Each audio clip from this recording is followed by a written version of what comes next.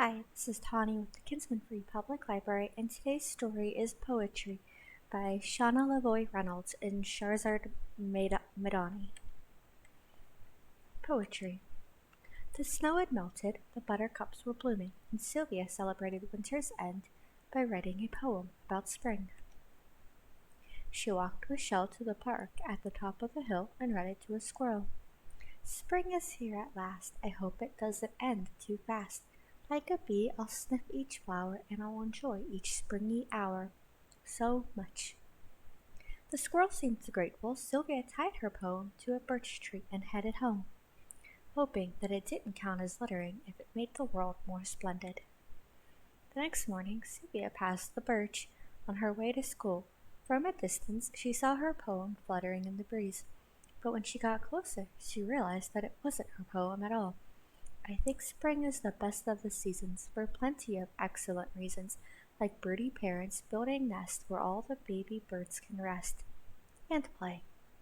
Sylvia's heart did a somersault. She never imagined the tree might write back. In class, Sylvia daydreamed about her new leafy friend. Sylvia, please pay attention, said Miss Oliver. Yeah, Sylvia, whispered Walt, the boy sitting behind her. The classmates giggled and Sylvia sank in her seat. After lunch, Miss Olivia taught the class about haiku. Sylvia struggled to contain her excitement in 17 syllables. White birch on the hill speaks out loud through rustling leaves. Great green poetry. Miss Oliver gave Sylvia a gold star. When the bell rang, Sylvia ran straight to the poetry. She folded her haiku into a paper boat and pushed it halfway into a knothole. So what's your name? Sylvia asked the tree. Are you shy like me? The tree nodded in the breeze. Sylvia understood. That night, Sylvia dreamed of rhymes falling like autumn leaves. She dreamed of cheerful songbirds greeting her in perfect rhythm. One Saturday morning, Sylvia rushed to the park with a heart full of hope. The knothole was empty, and she saw no notes on the branches, but the whisper of the wind in the leaves above her was like a poem. Sylvia looked up and saw fragments of sky peeking through the treetop. She spoke the words as they blossomed into her mind. Sky so blue, grass so green, tree so tall in between.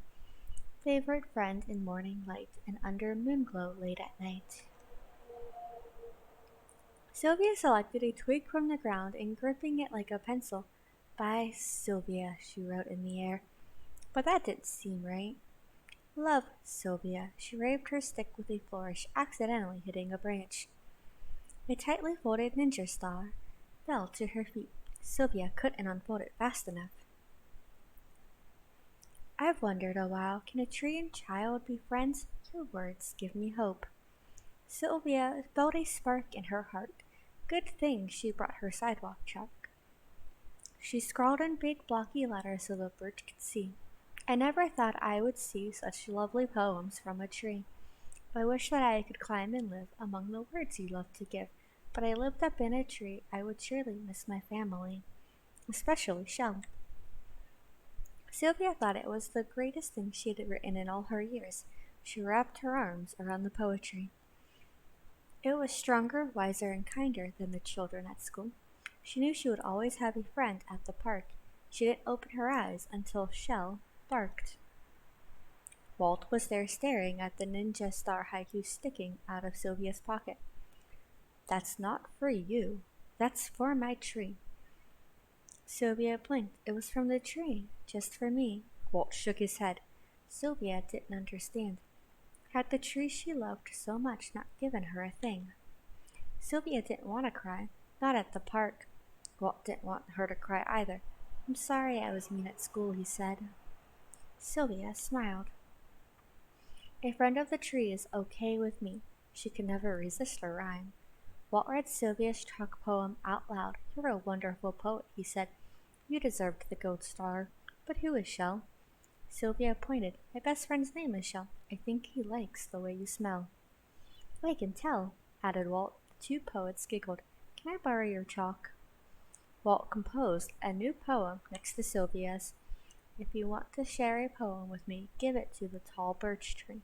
Or if you need a friend for writing, playing with, or sit besiding, I'll be here for you joyfully, right beneath the poetry.